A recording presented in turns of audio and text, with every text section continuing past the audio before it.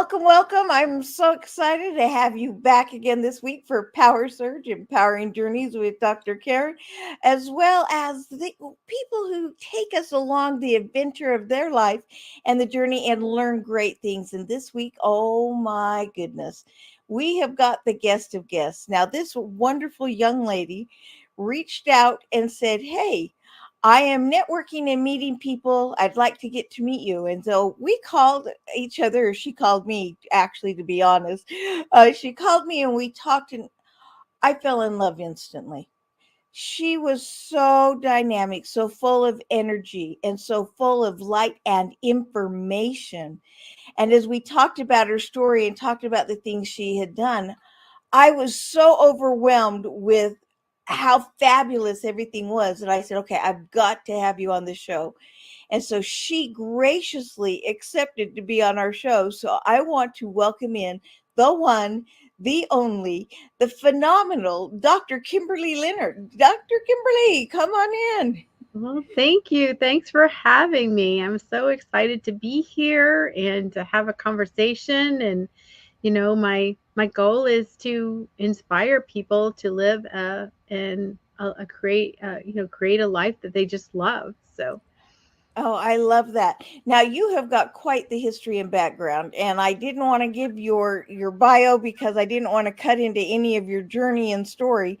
But tell us a quick bio about you, and then tell us your journey, your story.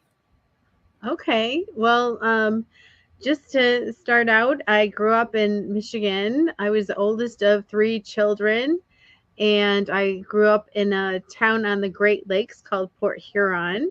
Okay. And so lots of boats around, and water is really important to me. As you can see, even my background, I have beaches because I just love the water.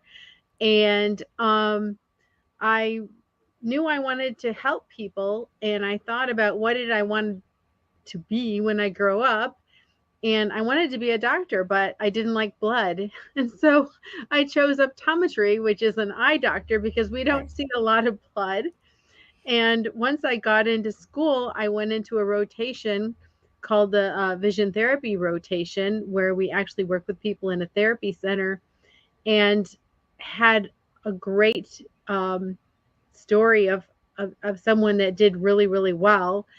And I thought to myself, if I can just inspire people, if I can just be part of that transformation for people for the rest of my life, I'll be happy. And so I went into something called behavioral optometry, and I had a therapy center for years, and where I work with people's vision and brain. And then after doing that for over 20 years, I said, you know what? I have all this experience. I want to be able to disseminate it to more people. I don't want to die with all this wonderful stuff inside me, all this experience, all this knowledge, because I'm one of those people that I go deep, I go master things. So Right. I'm really good at what I do because I really master. See, I'm kind of a nerd, I know all about it, but not just knowledge wise, but experience wise. And so Right.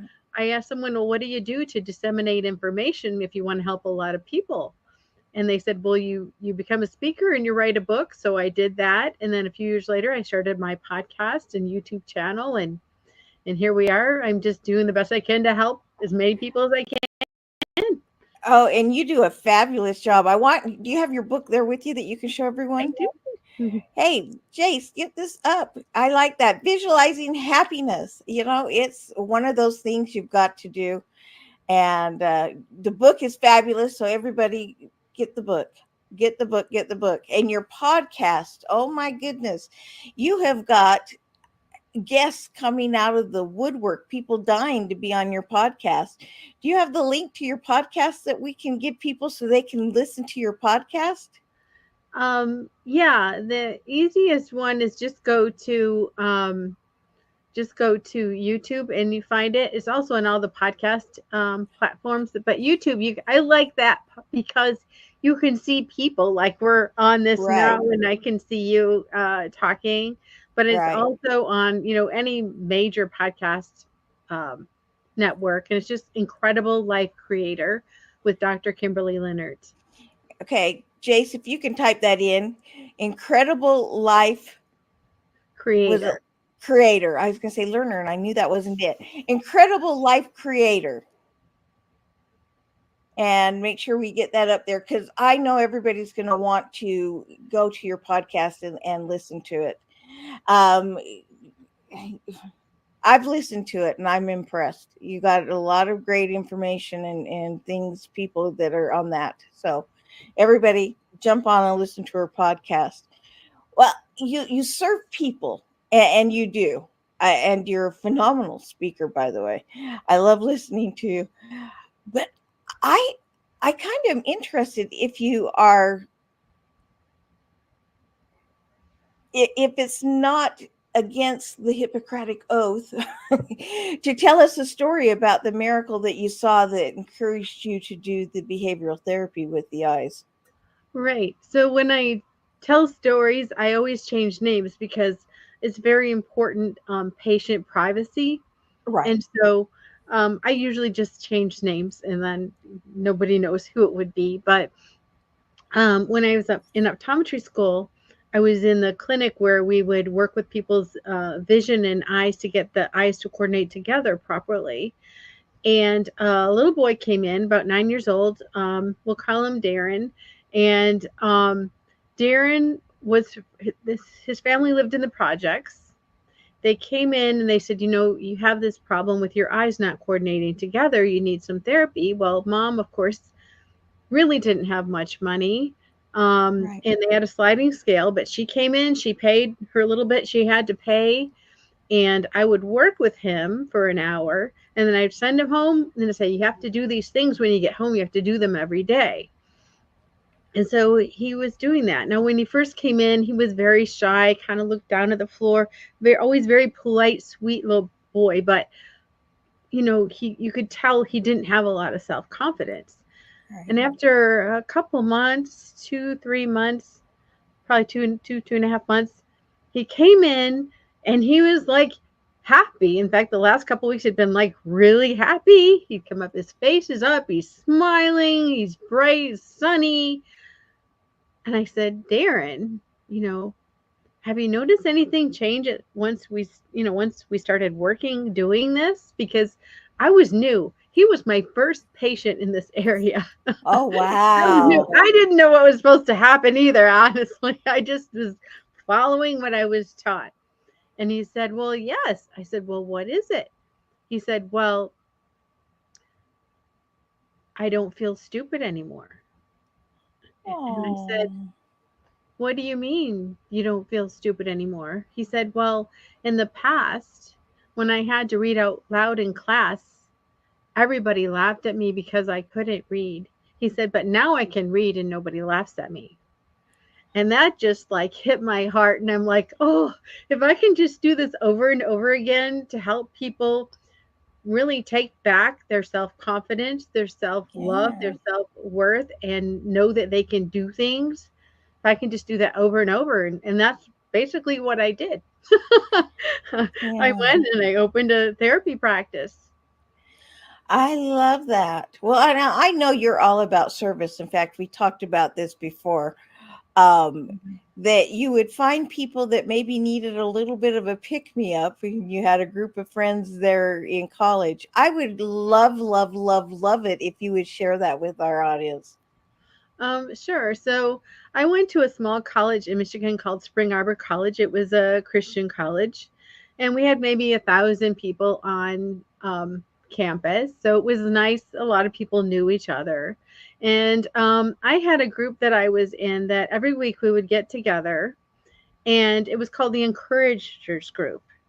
And what we would do is we would put together these little care packages with a note, and during the week we all were kind of had our eyes and ears out. We were looking for anyone who looked kind of discouraged or down or sad, or we knew something happened, or death in the family, something where they weren't feeling their best. And we Right. would put together these little care packages with a little note to encourage them and tell them, we're thinking about you, we're praying for you, and we hope this will help you feel happier. And it was anonymous. We just say from the Encouragers Club. And so people would get Oh. these, to brighten their day. And, they didn't knew nobody knew who we were, either. And so some of us got to witness people opening their mailboxes and getting them, and we'd come Oh, back to the group awesome. and share and say if we saw it. But a lot of times we didn't see what was happening, but we just wanted to encourage people.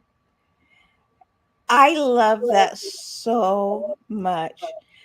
I think it's important that we encourage people and that we show that love. And you've done it through your practice, you've done it through your podcast, through your book, and of course, the stuff you did then. But I'm certain that there was a beginning point that made you say, I want to serve people. I want to be nice. I want to encourage people in their life. Can you share? Can you think back to when that happened and share that with us? You know, I really think it just had to do with my examples. So my parents are some of the most giving, generous people I know. So my dad was very frugal, so really careful with money. And when we went out to eat, which is not that often, but we went out to eat, we wouldn't drink like soda because we wanted to save money. So they were very frugal, but Yeah. they were very generous when it came to giving, like to Christian organizations, to helping organizations, but they were especially giving of their time. I mean, there was a lot of times when we had holidays and there was people I didn't know were there because they were invited. And Yeah. I remember them um, saying, after we had our Christmas morning, they would go either that day or the night before, and they were taking gifts to families that didn't have any. And they were always volunteering their time. I mean, my mom and dad were Sunday school teachers. Both of them were Sunday school teachers their whole life. And even now, my dad's 80, my mom's 78. Everywhere they go, they have a Bible study. Why? Because they want to get people together, not only to tell them about God, but to have that socialization to support people. And so I've had, my parents are just some of the most loving, giving people. And so it was just, I think, natural for me. I just thought that's the way you do life, is Yeah. you help other people and support other people. If somebody grew up in a different atmosphere, what would you tell them to encourage them to be of service and the benefits that you have found from doing that? Wow. So Yeah, I asked tough questions. Sorry about yeah, that. that is a tough question. That is a tough question. The thing is, the fastest way to feel better if you're feeling down is to go help someone else. That's Yeah, one thing. So there's a lot of fulfillment in actually serving other people. right. But also, when you serve other people and they come out as their best person, they come out of that sadness or difficulty, then they are able to be their best self in the world, so they can share what they have. It might not be reciprocal. A lot of times it's not. But that person can then go and, what do they call it, pass it on. They can they can Yeah. pass it on to the next person. So when everyone is looking out for each other, we just have a much nicer society. Yeah, I like that. I read a book a long time ago. Probably. Yeah, probably 45, 50 years ago. I was just a kid. And it was called Leverage Point. And they talked about helping other people, not so that they will help you back, but just to be helpful. But they also talked about when you help other people and somebody else needs help, you can go to them and say, hey, can you help this other person? And that's where the leverage comes in. And it's not, I want you to do something for me. It's, I just want to do something for you. If you do something else, great. If you don't, great. But Mhm. when the time came, my son's perfect at this. If you need a free set of tires for your truck, ask Mhm. my son because he knows somebody that wants to give them to you. Uh-huh. I mean, and I use that one because that actually happened. But if you need anything, just say, hey, do you know somebody that could help me out with this? And sure as I'm alive, somebody says, oh, Joey, for you. Yeah, I'd be happy to do that. And I know you're that kind of person because you do so much that people are like, oh, what can I do for you when you say, can you help me? Yeah, yeah. That makes So, so much sense because, I, at this point, because of the podcast and everything, and even before that, I have a pretty big network of people. And I really love connecting people with other people who can benefit each other in some way, or just if they need help. And I remember I told my friend Yvette, she was a newer friend, and I said, "Yeah, I'll connect you with some people that I think can help you," because she had some big projects going on for people uh-huh. with disabilities, because she was Mm-hmm. became wheelchair bound after an accident, and so she's Mm. working in that area.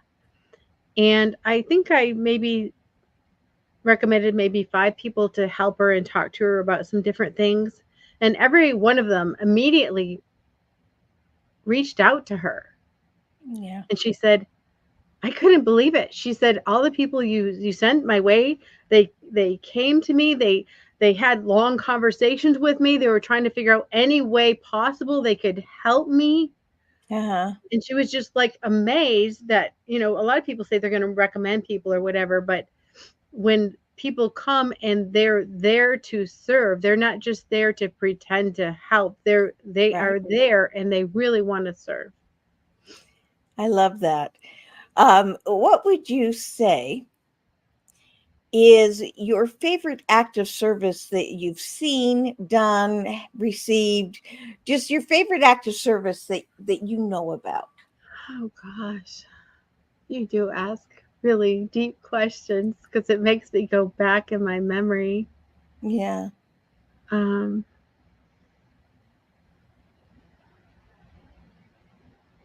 Gosh, See, this is how everyone knows this is not scripted. yeah, it's definitely not scripted.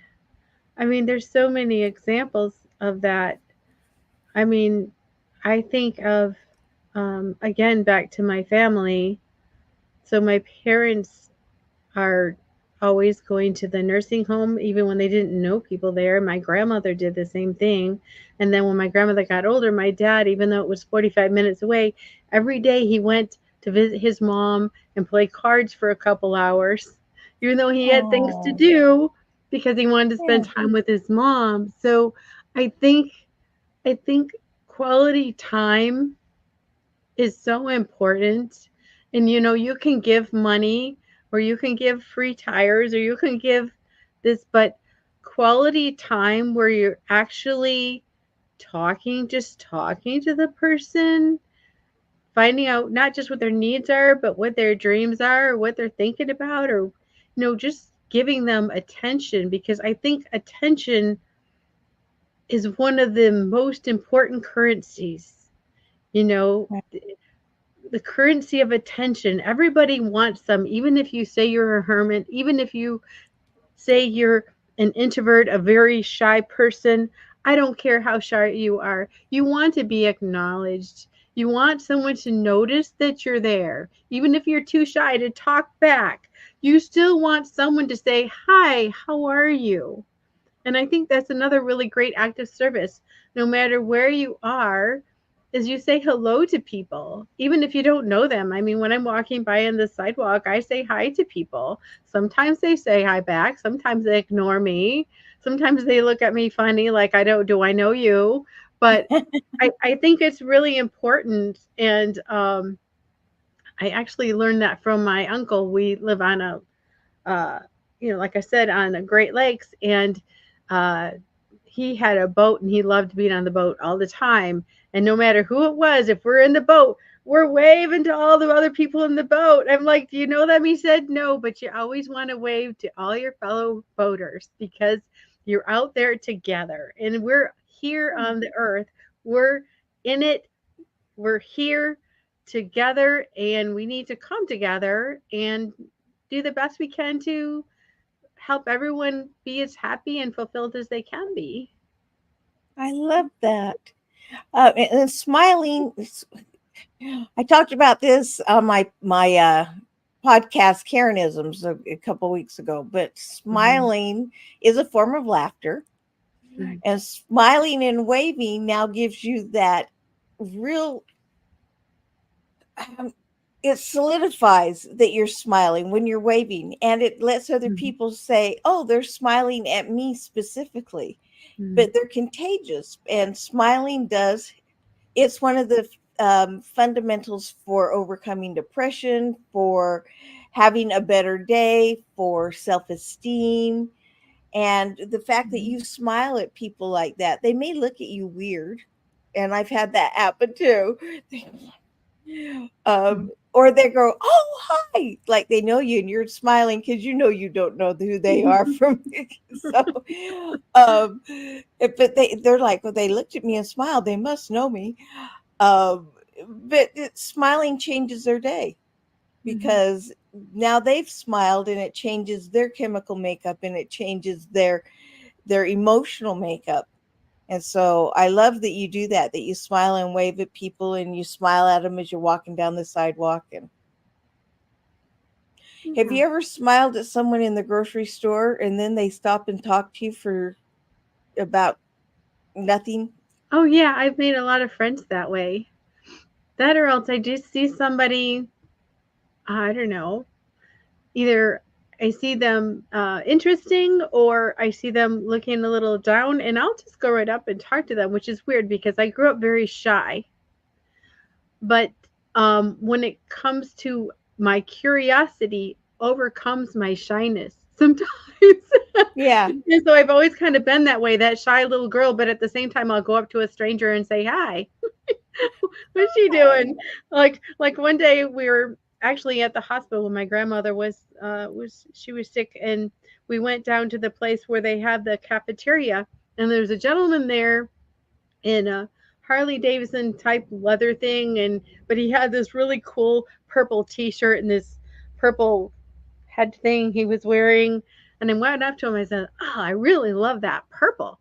It looks really great on you." He was like, "Oh yeah, thanks." So I started having a conversation with him and seeing, why he was there and who was, you know, and my mom goes, "Oh, there she goes talking to another stranger." My dad does the same thing, and he was very shy growing up too, and then now he talks to everyone. Do you find that you meet some very interesting people and learn things that you wouldn't learn if you just kept to yourself? Oh, definitely. I mean, that's what I love about it. I mean, I love my podcasting because I get to hear people's stories. But one time I asked a friend, I was trying to learn more about myself, and one of the questions was, "What is something unique about you?" Or, I was asking him, "What is unique about me that other people might not know or might not realize?" And he said, "You are interested in people so much that they can be speaking about the most boring, mundane thing, and you are glued on their face, looking at them, interested, and wanting to know how that works. How does that work? How does manufacturing a tire work? Uh-huh. I'm just interested in them. I'm interested in why they find that interesting, even if it's Uh-huh. not my topic or my area. I'm I want to know what it is that makes them like that, and some people have told me some really interesting things. Well, and there are things that you wouldn't have just randomly been told, because everybody's experience is a little bit different. Yeah. What advice would you give somebody that is going, "Yeah, I'm not going to talk to a stranger"? Um, because some people are like, "I'm not going to talk to a stranger." But what advice would you give them where they don't have to talk to a stranger, but they still open up that possibility for lines of communication? hmm You know what flashed in my mind? This is a really old movie, the black and white version, My Fair Lady. I don't know if anybody remembers that movie, but I he was do. coaching this girl from the streets to be a star. And he said, I just want you to walk and smile, because he was trying to show her to be this fine lady. Right. And she was walking in front of them. And instead of smiling, she was making this weird face. And so he thought he was smiling and she was getting good reactions because she was making a funny face, but she was just making everybody laugh. So everybody going by her was laughing and laughing. He's like, oh man, she's doing great. She's making everybody laugh. So Oh, sometimes you don't even have to say something, but you might just do a quick smile, or even if even when you're walking down the street, especially if you're in like I've worked in the West End, where it's like inner city, you don't always want to keep smiling at somebody. yeah. But even if you're walking down the street and you make eye contact for 1 second and then just keep walking, that Mm-hmm. person has been acknowledged. So maybe you're too Yeah. shy to say something, but just making eye contact for just 1 second and then go Yeah. back. Um, I like that. And adding to that, because that's wonderful advice. When I was 18, I had the opportunity to take the Greyhound bus from one end of the country to the other end. And one of my mentors said, if you want to be safe, if you see people that look a little suspect, don't run across the street and walk on the other side of the street. Keep walking on that side of the street, look them straight in the eye, give them just a slight smile and a nod, and keep walking. And he says 9 out of 10 times they're wonderful people. And the 10th time, if they are a perpetrator, they now know that you've seen them and can identify them. And so they're going to leave you alone. And so, I mean, it was like, oh, but I met more friends from just smiling and nodding at somebody. And like you said, at the grocery store, there at the bus station. I mean, I had some interesting people just come and sit with me and said, oh, you're so friendly. I just wanted to sit with you. And I'm, an 18-year-old kid going, why would you want to sit with me? Uh, but it's because they felt acknowledged. Like you said, people just need to feel acknowledged and like they matter. and they do. And they do. Well, tell me some of the other things. I would like to hear some of your experiences since, well, actually, I want to hear some more of your experience when you were an optometrist and doing and now I've gone blank on the words, but doing the Behavioral therapy, optometry. yeah, behavioral. Yeah. So I worked with all sorts of people, anywhere from people who are autistic, learning problems, to people who were highly athletic. They're great at athletics, to even CEOs of companies. And they came in for different reasons. Some people came in because they needed to rehabilitate some things because they weren't able to do what they needed to do. Some people came in for enhancement because people who are already good at sports, those are the ones who usually ended up there. And regardless of who they were, I would assess to see, okay, where are they right now? What can they do now easily? And where do they want to go? And so some of them were like higher levels. So a lot of times I've had people up on a balance board doing things, and some of my athletes, they could go on balance boards that were like 6 inches high and still balance, you know. Yeah. And then I had kids that came in, and I remember a little boy, I asked him, I want you to bounce this ball. Well, he didn't have enough balance, even though he walked around fine, but he didn't have enough balance. He could not bounce a ball and um and stand up. So I said, okay, lean up against the wall. Now bounce the ball. Oh, he could do it. Then I said, okay, we're Yeah. going to get you on this mini trampoline. Well, guess what? His balance was so bad that he couldn't even, that little bit of play in the trampoline, he was falling over. So I had his mom help me, and we each took a hand. I said, okay, now you're on the tramp, and let's just not even take your feet off of the tramp, but let's just bounce a little bit. Let's just bounce a little bit. So you start from where people are. And the key to vision and changing things from your brain and just getting sustainable change is it needs to be, you need to have a lot of wins. So you want the person to have success. You always start where they're successful. I don't care how low it is or how high it is. You start where someone's successful and you get them some wins. And then you just go up a little bit of a gradient and give them a little challenge. Uh-huh. And they start to get it. And then when they're getting it really well, then you give them a little bit more challenge and you bring them up a little bit higher. But the idea is challenge, but at the same time, if anyone wants to have better vision or see better, I'm telling you, it's the effortlessness. People think, well, I'm going to squint and I'm going to do this and try and see better. And that is wrong. Well, you might, when you squint, you bring the light rays down to a couple. And so you do see better. Like if you squint or if you do this, you do see a little bit better. But that's not really the way to overall have a better vision as far as seeing everything in your environment. You want effortlessness. So you want to breathe, relax, lower your shoulders. And then you want to turn on your central vision, which is what you identify with and clarify with and focus with, and keep that turned on at the same time you have your peripheral or your side vision turned on, because that's how you navigate, keep your balance, and that's how you see all the possibilities. So if you're really focused on something, like you have a goal, but you don't know how to get there because you can't see any of the roads, how are you going to get there? So you need to keep your focus at the same time being very open to what's in the world. And so, you know, even now, not even in therapy, as I work with people, I'm showing them how to use their vision that way, but also to integrate that into making decisions.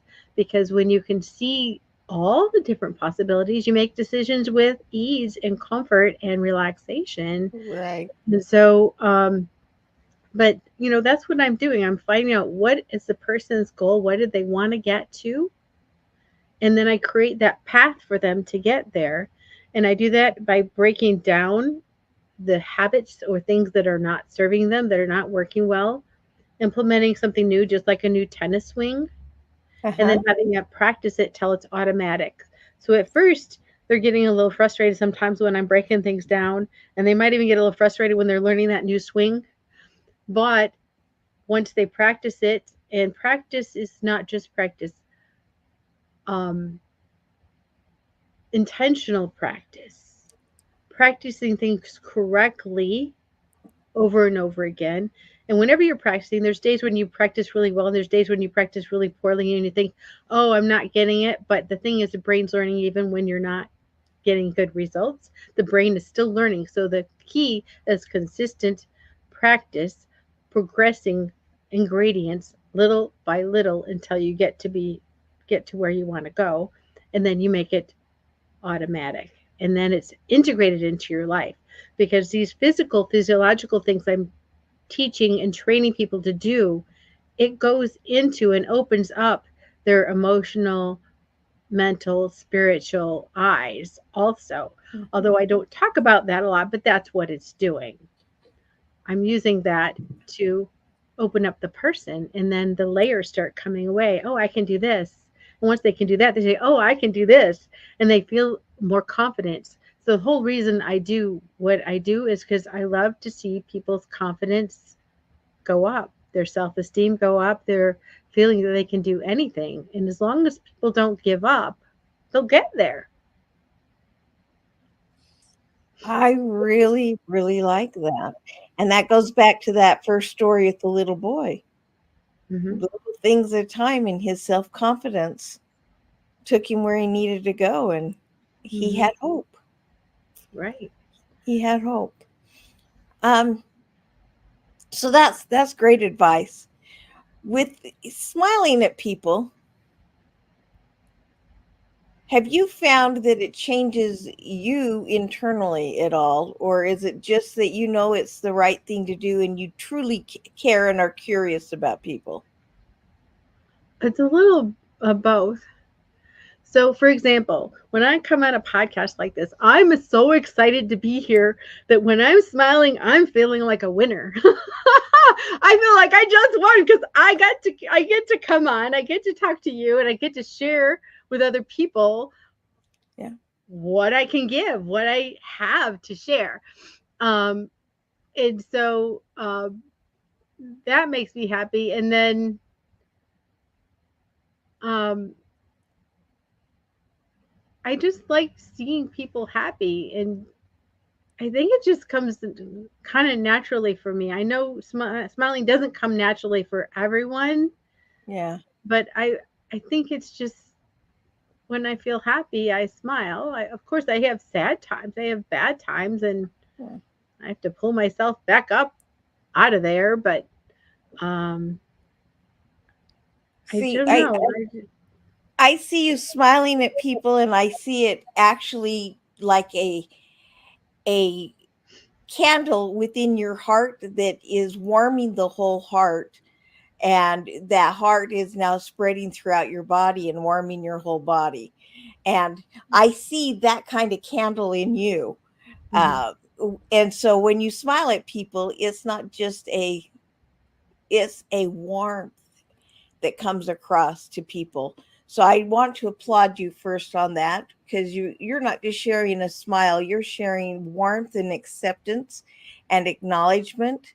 And Yeah, that's not something just trying to love everybody does, people. Yeah. but you got to love people like you do. Mhm. Well, tell us some more things about what you're doing currently. You got your podcast, you got your book, you still doing speaking, you doing coaching. Mhm. Yes, I'm not speaking as much as I would like, so I'd like to do some speaking. So if anyone has, events where you need speakers, please contact Yeah. me. In fact, like just put something like that on my Facebook because I'm like, yeah, I would like to start speaking more, especially now that we're coming off of Zoom and Yeah. starting to actually be with people because I like being with people.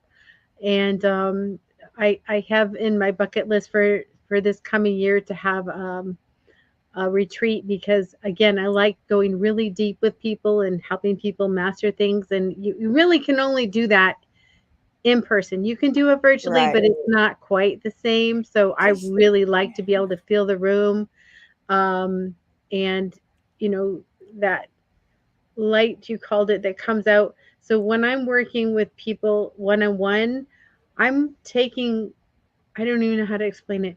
I'm taking that love energy and I'm just embracing the people in the room. yeah.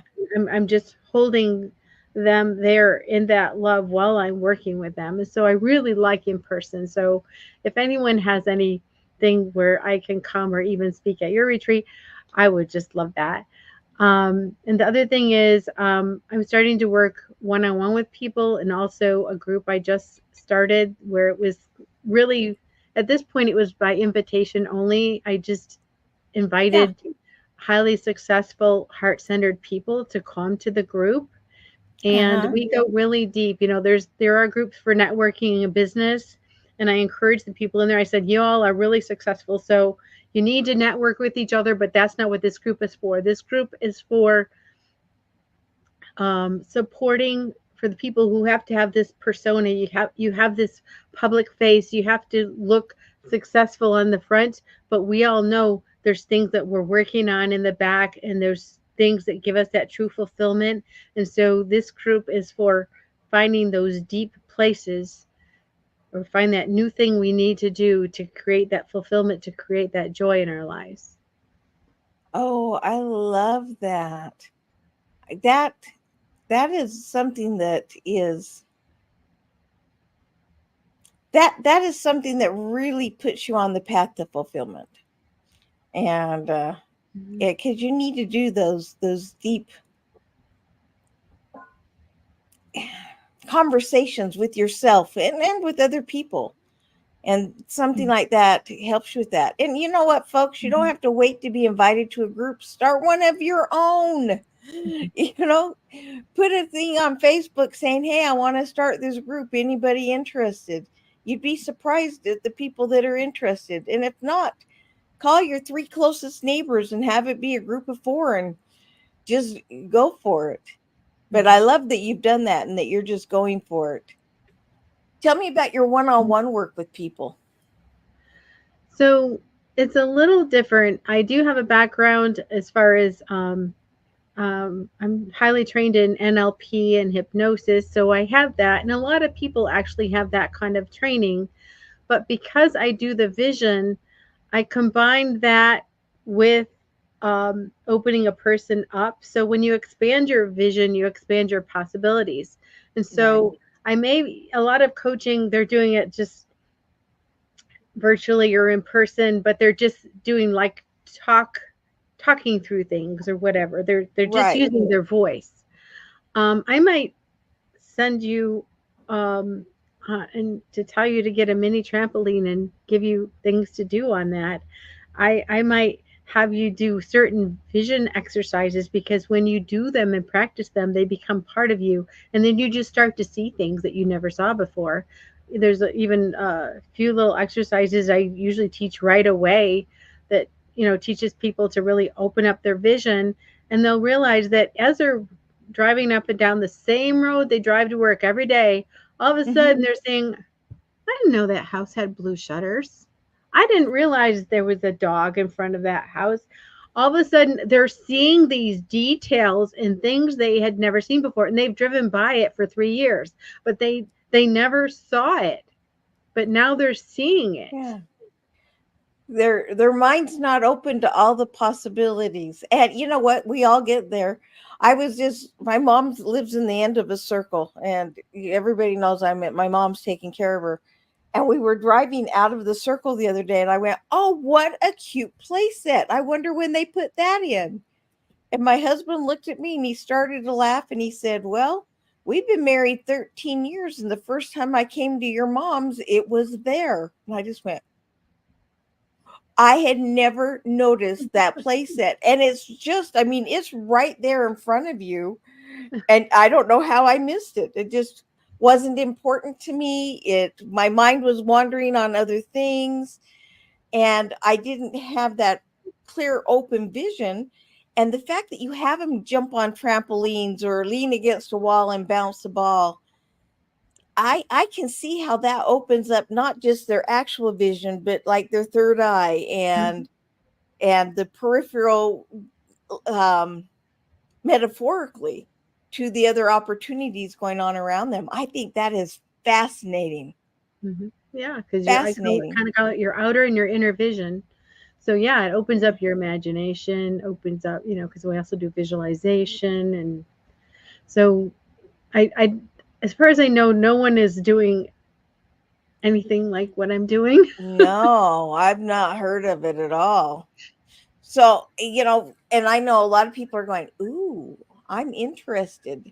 So what's the best way for them to contact you to say, hey, I'm interested? Just on Facebook or LinkedIn. And it's just under Kimberly Leonard. And that's, you got it on the screen, KimberlyLinert. So yeah, just look up Kimberly and send her a message and say, tell me more. And I'm still looking, going, oh, this is fascinating. So tell me more. Yeah. And I was going to say, the group that it's just a new group that I just started. If you feel like you fit in that category, a successful heart-centered person, and you would really like to come, then just, let me know and we'll have a conversation. I would just make sure that that would be the best thing for you and for us. So. Oh, I love that. I love that you care enough about people to take care of them and not just throw them into situations that might not be the best for them. And that is very commendable. So awesome. Kudos to you on that. Thank you.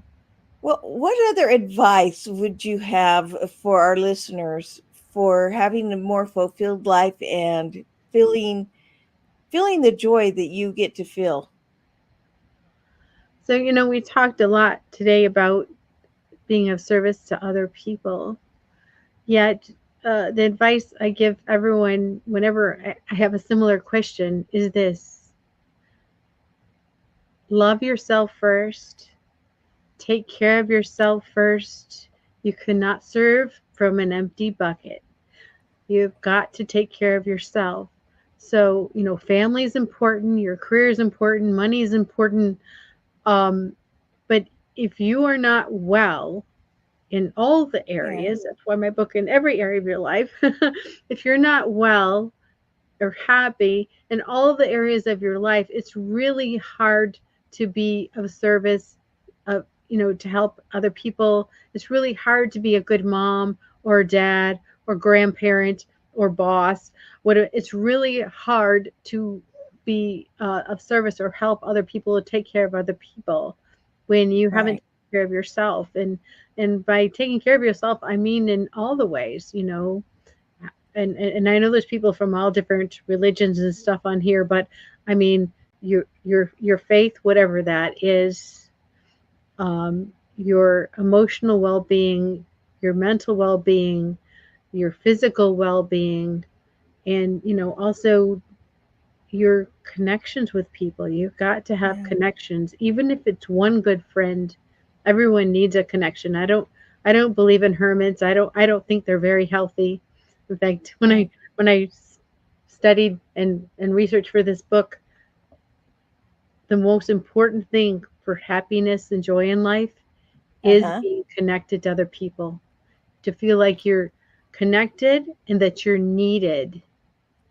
So even if you Mm. have someone who's older and, let's say, I don't know, they're wheelchair bound, and if their only job is to smile or to hold the grandchild's hand, that's their job. Yeah. Everyone needs a job. Everyone needs a purpose. I don't mean like a career job, but everyone needs a Yeah. purpose, a reason to be here. And we need you every season